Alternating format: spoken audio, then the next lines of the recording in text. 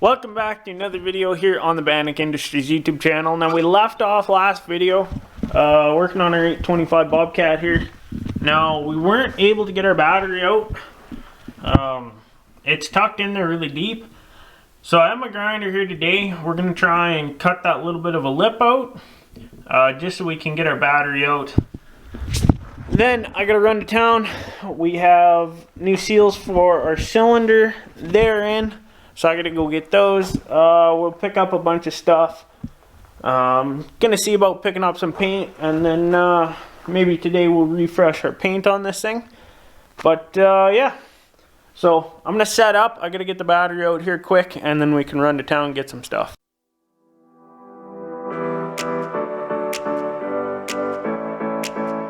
Okay, so all I did is I went ahead. You can kind of see where I ended up cutting there. Our 90 joint, I had to go a little past, so I'll have to clean up over there. But that, I didn't take much out, but I took just enough to get our battery out. Battery is able to come out really easy now. And then also, if I do end up having to boost, now I'm able to go right beside, because I kind of followed a longer cylinder. So, nice, gives me more room here. Should give me a little bit more between the cab and there, so I'm happy about that. Yeah, let's go get our parts.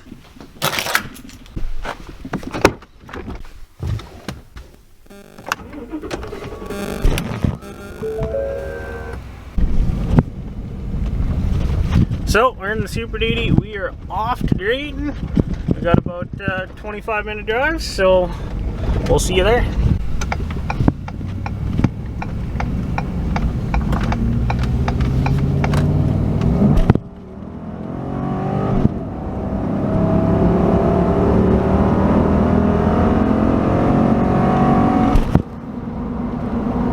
Okay, so we just went, we got all our stuff, we're back. So we picked up a new battery for the Skidsteer. Picked up some hydraulic oil. This is just from the co-op. 22 weight multi, the 22 MV, whatever that means, but it's usually what we run and stuff even at work. We run synthetic stuff, so it's a little nicer, but this will be fine for our 40-year-old Skidsteer. I got a funnel. These are the boost plugs I was talking about. So all that is you got your two parts. They slide together. So you got each half. So one set will go on our skid steer. The other half will go to like a pair of booster cables. And then you just use these copper lugs. Now, the reason I went with the big ones, these are 350 amp. Good for 600 volt. Now, of course, we're only, like, for boosting, you know, we'll want as big as possible. And most cables, you know, you're a like 1/0 or double aught boost cables. So that's what these are good for. That's what the lugs are. And that's all they had. So that's why I went big. Got some bits, got some new work gloves. Picked up some solder. We'll be using this stuff to do our boost plugs. So I need another bottle of that. And then this is our old cylinder rod. So I dropped this off at a machine shop. United Truck and Machine for me out of Drayton. They measured up the seals I needed. Then they got me 3 full sets. Super cheap way from Bobcat. They were like 120 bucks for the seals. They didn't actually have them. I dropped the cylinder off, yesterday, about 10 o'clock. They had these for me by 9. They had to come out of Edmonton. 32 bucks a kit, and I got 3 sets, so we're doing good. So what we're going to do, I got that little bit of cleanup I got to get done for our battery to go in. Then we'll get the battery in. We'll get add some old cable. So this is what we're going to use for our boost plugs. I believe this is single aught. Should be. Yeah, let's see. Yeah, so 1-0, so single aught cable. That'll be plenty for what we need. Now, our new battery should work, but just in the event it goes dead over the winter, or I need to give it a little extra to get it going in the mornings, That's where I'm setting this up. So we'll clean up that lip there. We'll clean up our battery lugs, hook up our cables, do some soldering. I gotta hop into some coveys, so we'll get to work.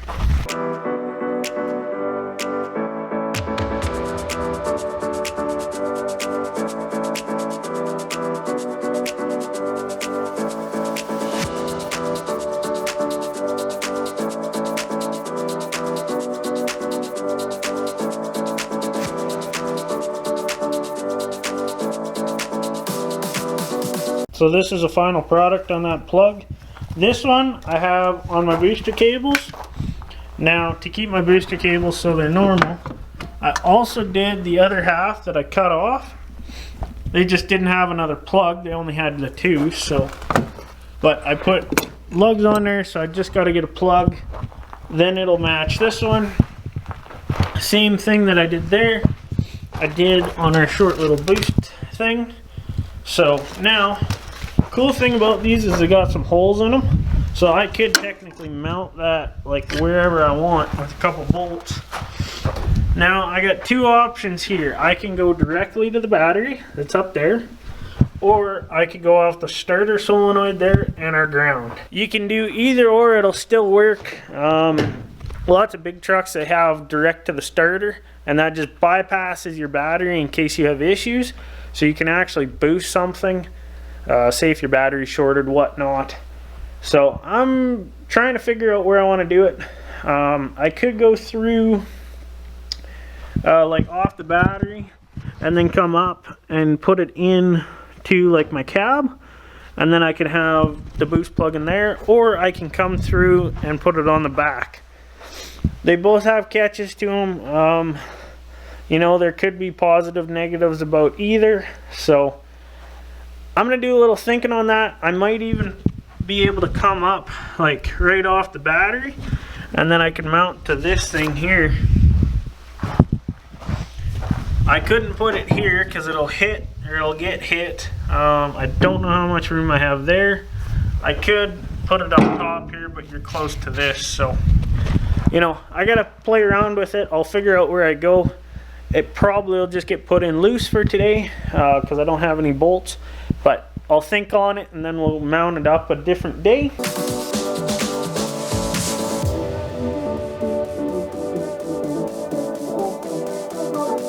So we hooked up our cables. We have them looped here. They're just off the battery. Figured that would be the easiest way to do. And then we just have them running through the belly. We'll come around to the back. That's all the cord I have, so it's out to here. I have just enough that if I need to, I can pull it out, jam them together. I think I am gonna put it up on here. That'll make my life really easy, so I'll have to get some bolts and then we can do that, but for now this thing can just ride in here. It's kind of a protected plug, so it won't harm it to just sit there. It should be okay for this point.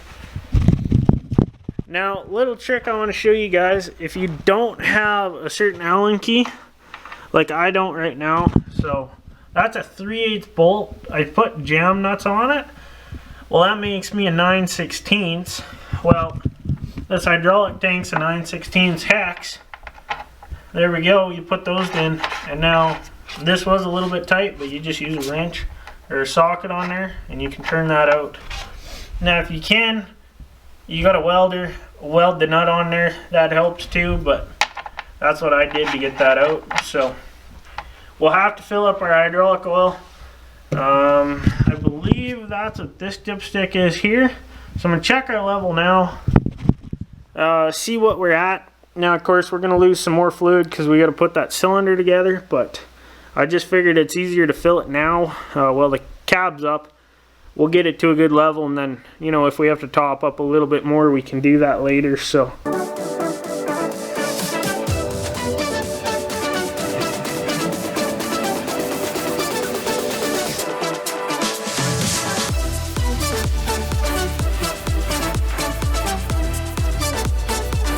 I'll try and show you guys what I just did.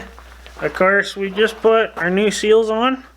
That one, there's actually an O-ring that goes underneath it, and then there's just a square seal. I'm guessing it just helps give pressure. That's your piston. So your piston seal. And then we have our sealing nut that goes on the end. Now this one, it's really hard. I'll just show you. So there's this seal here. Try to get that to focus. Now that seal has to go in here. If you can see my finger inside there. That seal right there. So you kind of have to crunch it up, roll it in. It's not the best way. If you warm these up, like a cup of water, warm water, that really helps. And then just your lip seal on the outside, warm that up, and then it goes in. So then you just have an O-ring and a little pressure washer, another one of them square O-rings. So we'll just try and get that to focus. So we got our new seals on. Oh, and then there's one on there that just seals your piston up. So we're gonna go ahead, install this. Now you gotta install your backing nut first. It'll go on this way, so it screws into your cylinder.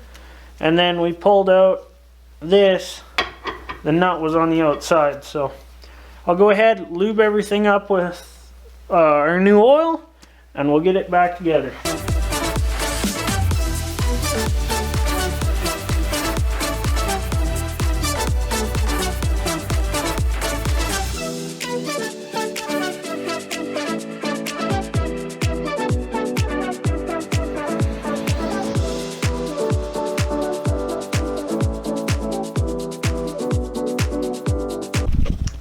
Cab set back down.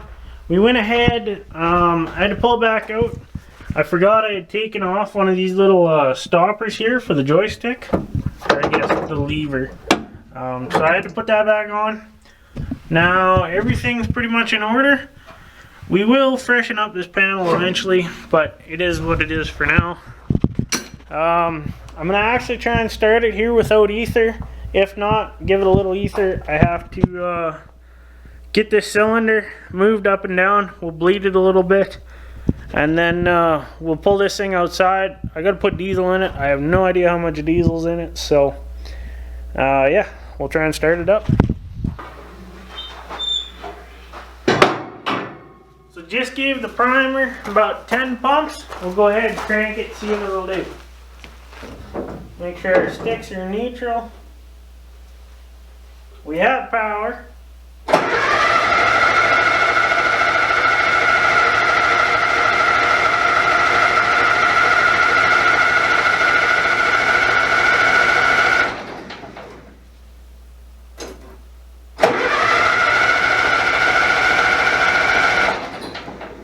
We'll just go ahead and give it a little bit of ether.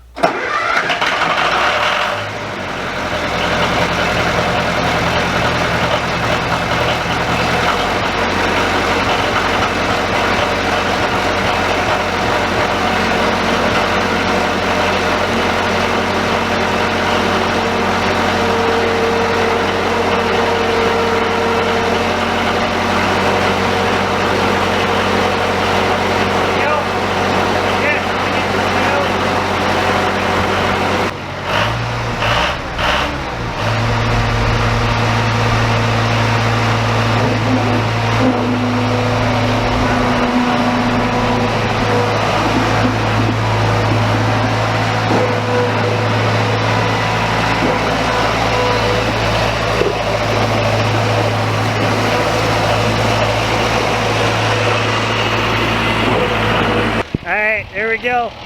So, we'll just close this down. It's idling right now. Thing sounds good and healthy. I hope you guys can hear me. I know in the last video it was a little rough, but here's our skid steer fully up. That thing is awesome. Pretty happy with that. I do got a flat tire, so I'm going to have to air that up. Cylinder doesn't leak, which is awesome. Had a couple questions. I thought maybe it would. just because it's bent and it's got a few good dings in it, so not exactly what you want, but like, how can you go wrong? Look at this thing, this is awesome. So I'm gonna go ahead and put some fuel in it. We'll throw the bucket on it, I'll air up the tire as well, and then we'll go play around on it.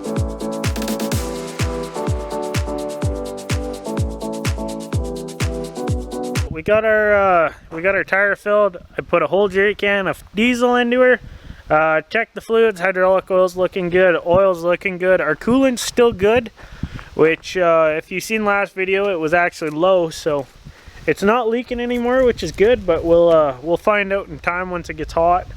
I put some air in the tires here. I don't have the best air compressor, so put 25 pounds in it. She's good to go. I don't know, I bet they're probably 30-40 pounds. Eventually, I'm looking at getting some wheel spacers for this, just so I can get the tires out, and then I'll build a set of chains for the back. These tires are pretty bald, so come winter, we'll need that.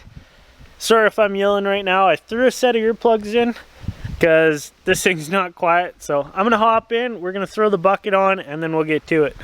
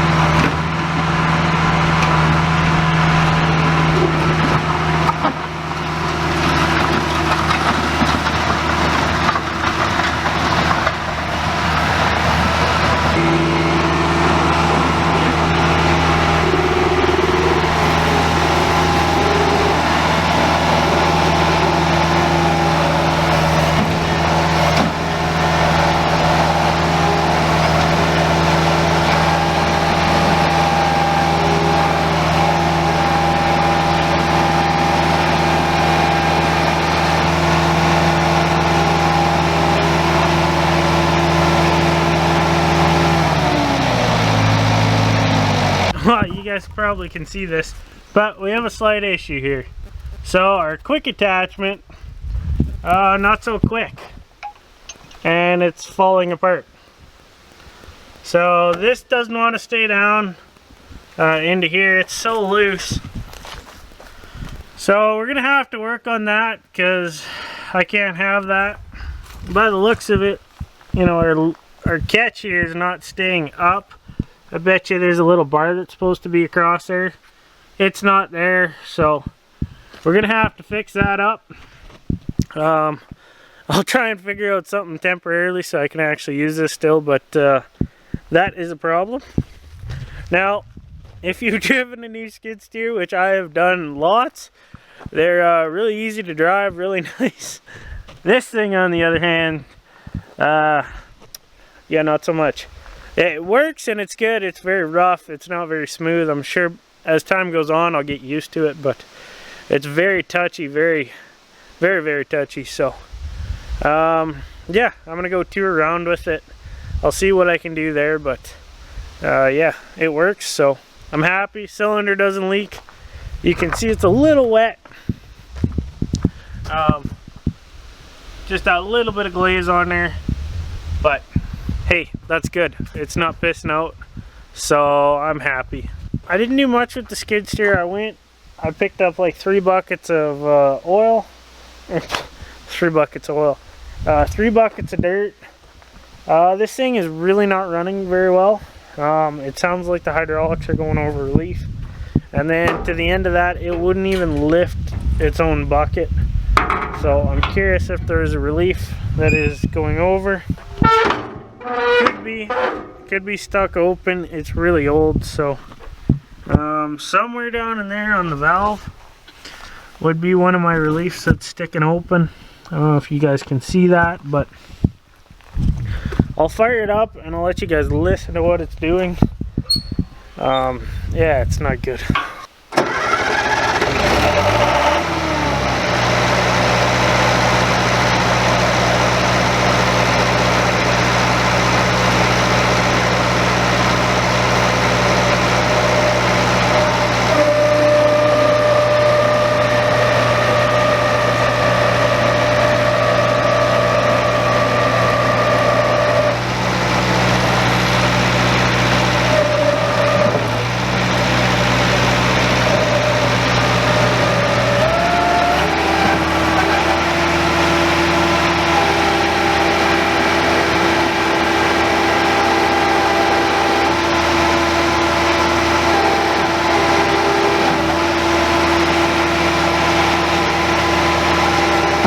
Like I said, that was on full throttle, so you guys seen it lifted earlier. It should have been fine. I don't know if it's something to do with the pump coupler, but we're gonna have to figure that out because this is not good. This should work good. So yeah, I'll go kick the bucket off. I'm gonna have to do some diagnosis, but come back next video. I guess we'll be doing this in the future. Before we do anything more, we got to get this thing running good. So yeah, it is what it is. But thanks for watching this video, and we'll see you next time.